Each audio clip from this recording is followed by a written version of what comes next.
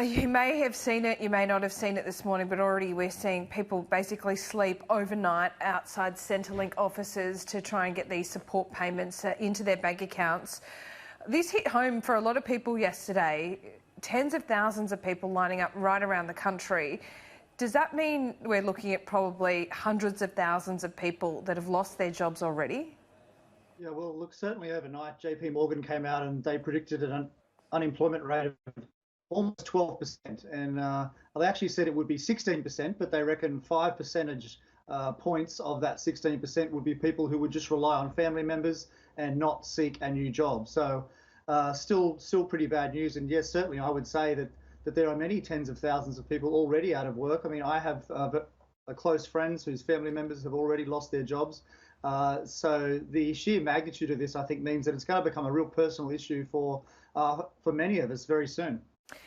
How is this different to the global financial crisis? Of course, it is just completely, the impact is just has left the GFC in its wake already. But the GFC didn't seem to hit households. There wasn't that kind of visible day-to-day feeling of there being economic doom and gloom because it was on the financial markets, it was in the housing sector. This is just something else altogether, isn't it? Yeah, look, that's right. It's extraordinary. I mean, people keep likening this to a war, but I always say, well, look, at a war, it's the complete opposite. I mean, the economy is so busy in a war. I mean, in the Second World War in Australia, the jobless rate was 1%, and that's very, very different from what it's going to be soon. And of course, in a war, people still go out, they still socialise. Just on the GFC, yeah, you're completely right. I mean, quite aside from the fact that Australia pretty much avoided the GFC, even in the UK and the US, this is a much, much more serious situation, but it's starting in the real economy.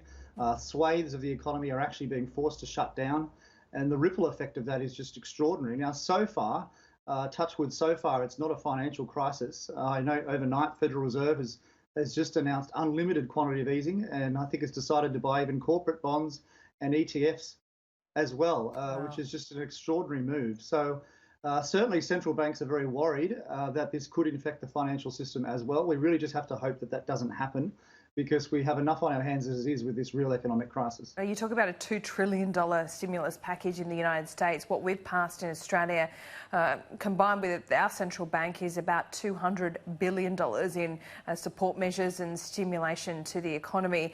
It does seem like it's miniature compared to what bigger economies are doing right around the world. Yes. But these measures, particularly the payments going into people's pockets, they're not immediate. Well, the first one doesn't kick into the end of April. Another one doesn't kick into July. Do you have concerns about that? Look, I mean, the handouts to households is a relatively small component of the overall package. And look, I think that's probably sensible. As for the timing, I don't think it matters too much. I mean, psychologically, people know that it's coming, and so they would have already factored that into their spending patterns, I would say. I mean, I do question whether they're going to spend it actually at all, given the uncertainty, and also the sense of giving money to people who already have incomes. That is pensioners. They don't have to worry about their income, of course. I mean, it mightn't be a high income, but it's a certain income regardless of what happens. And so I probably would have maybe not gone down that path so much if I were the government, and focused more on small to medium-sized businesses, as they have done, I might add. I mean, the overwhelming bulk of the package is on businesses, because keeping people in work really is the most important thing, although I must say the unintended consequences of all these packages, which of course have been rolled out very, very rapidly, I think will be significant.